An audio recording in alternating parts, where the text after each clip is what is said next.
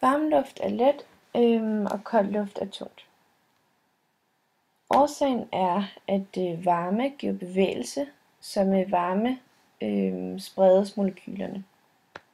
Lavtryk opstår, når den varme lette luft stiger til vejrs. På den måde kommer der til at mangle luft, og trykket falder. Lavtryk er derfor forbundet med dårligt vejr. Højtryk derimod, der opstår, når luften synker nedad. Når luften synker ned, opvarmes den. Derfor er højtryk forbundet med varmt vejr. Jo mere forskel der er i tryk, jo mere blæser det. Og det er også derfor, at der opstår en vind for at udligne forskellen i tryk.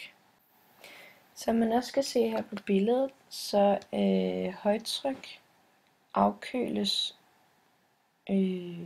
luften ved jordens overflade, og ved lavtryk der opvarmes luften ved jordens overflade.